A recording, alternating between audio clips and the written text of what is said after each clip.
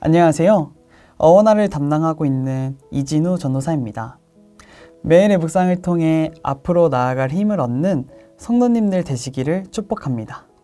오늘 함께 읽고 묵상할 성경은 레위기 13장, 14장, 15장입니다.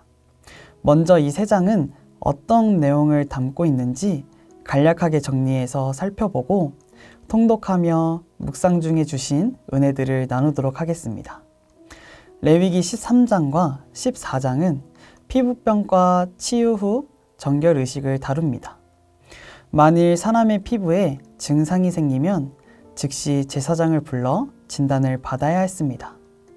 사람의 피부만이 아니라 건물과 사물의 표면에 뭔가 번지는 증상이 발생하는 경우에도 제사장을 불렀습니다. 이때 제사장은 현대의 피부과 전문의나 보건위생사의 자격으로 증상을 진단하는 것이 아니라 정한 것과 부정한 것을 가늠하는 감별사로서 엄중한 판정을 내립니다. 이때 피부병에 걸린 사람은 부정한 상태로 다른 사람들과의 접촉을 피해야 했습니다. 피부병이 나았다고 판단이 되면 제사장에게 가서 정결의식을 받아야 했습니다. 정결의식의 절차는 새를 잡고 피를 뿌리고 목욕하고 머리털을 밀고 제물을 바치는 과정을 포함합니다. 7일 후 제사장은 다시 피부병이 재발했는지 확인하고 병이 재발하지 않으면 그 사람을 정결하다고 선언합니다. 또 가난한 사람을 위해 더 적은 제물로 정결의식을 진행할 수 있도록 배려했습니다. 또한 집에 곰팡이가 생기면 제사장은 그 집을 점검하고 곰팡이가 심하면 집을 헐어내고 곰팡이가 사라지면 제사장이 정결의식을 통해 집을 깨끗하게 했습니다. 레위기 15장은 유출증에 의해 몸이 부정해지는 문제를 다룹니다. 유출증은 몸에서 피와 정액, 기타 분비물이 나오는 상태를 의미합니다. 이것은 남녀의 생식기에서 어떤 액체가 나오는 경우에 해당하는데요. 대표적인 예로 신약 성경에 등장하는 혈루증 앓는 여인이 있습니다. 여성의 생리가 7일 이후에도 계속된다면 이것은 비정상적인 출혈로 인식하고 그 여인이 앓고 있었던 이 질병을 의학적으로 혈루증이라고 부릅니다. 출혈이 계속되는 한 그녀를 부정하다 여겼던 유출병이었기에 그녀는 공동체 밖으로 나가야 했을 것이고 이 기간이 장기적으로 지속될수록 가족들과 식사도 같이 하지 못하고 어떠한 접촉도 금지되어서 그녀와 가족들에게 큰 어려움과 고통이 따랐을 것입니다. 이처럼 고대 이스라엘에서는 정한 것과 부정한 것을 구분하고 자신을 정결하게 하는 것이 중요했고 대단히 심각한 문제였습니다. 자, 이렇게 레위기 13장에서 15장의 말씀을 읽고 묵상하고 정리를 해보았는데요. 이제 제가 이 말씀을 통해 누렸던 은혜를 몇 가지 나누어 보고자 합니다.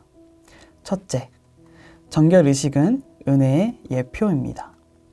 레위기 13장, 14장 말씀에서 우리가 주목해야 할 점은 정결의식은 은혜의 예표인 것입니다. 나병 환자는 다 나았을지라도 반드시 정결의식을 행한 후에야 깨끗하다고 인정받았습니다. 이것은 모든 사람들이 자신의 행위가 아닌 하나님의 은혜로 구원받는 사실을 알려주는 예표입니다.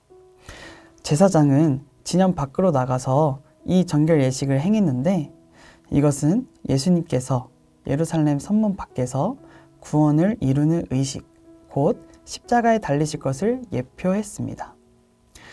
그리고 죽임을 당한 산비둘기는 인간의 죄를 지고 죽으신 예수님을 상징합니다.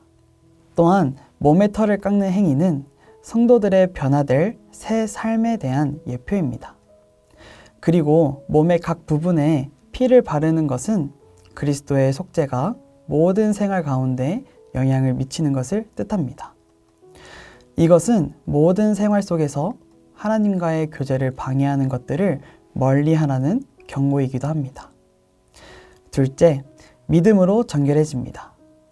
레위기 15장에 의하면 신약 성경에 등장하는 12년 동안 혈루병 앓던 여인은 부정한 자이고 이로 인해 그녀가 만지는 모든 물건과 사람은 부정하게 됩니다.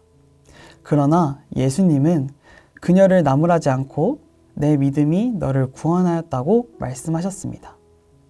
사랑하는 성도 여러분, 예수님은 부정한 자, 나병 환자, 죽은 자, 죄인들을 위하여 이 땅에 오셨습니다. 그가 오심으로 그리스도 안에서 하나님과 인간이 가까워진 것입니다. 레위기의 율법은 하나님으로부터 사람을 분리시킵니다. 그러나 예수님은 회개하면 누구나 하나님께 용서받을 수 있다는 사실을 우리에게 보여주셨습니다.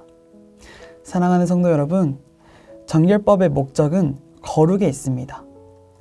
신약에서 정결법의 형식은 오늘날에는 모두 폐지되었지만 그 본질적인 목적은 율법을 통해 계승됩니다. 바울은 성도들의 모임인 교회를 성전이라 칭하면서 그 영적인 성전을 더럽히면 하나님이 그를 멸하실 것이라고 경고합니다. 그러므로 성도는 거룩한 신분을 유지하기 위해 세상과는 구별된 정결한 삶을 살아야 합니다. 오늘날 하나님께서 우리를 향해 너희는 택하신 족속, 왕같은 제사장, 거룩한 나라, 소유된 백성이라고 말씀하십니다. 우리가 정결케 되는 것은 자신의 행위로 되는 것이 아니라 하나님의 은혜로 구원받았다는 것을 기억합시다. 그리고 믿음으로 나의 죄를 회개하면 예수님의 보혈로 우리를 용서해 주시고 정결케 하실 것을 잊지 마십시다. 그렇게 말씀 위에 굳게 서서 복음의 산 증인들로서 살아가시는 저와 여러분이 되시길 예수님의 이름으로 축복합니다. 기도하겠습니다. 사랑이 많으신 하나님 아버지, 오늘 말씀을 통독하고 묵상하면서 하나님 앞에 정결하게 되는 것이 중요하다는 것을 알게 되었습니다.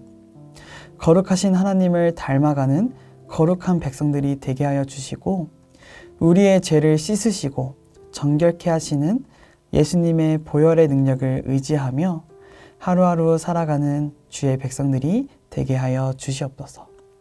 우리를 위해 죽으시고 부활하신 예수님의 이름으로 기도드립니다. 아멘.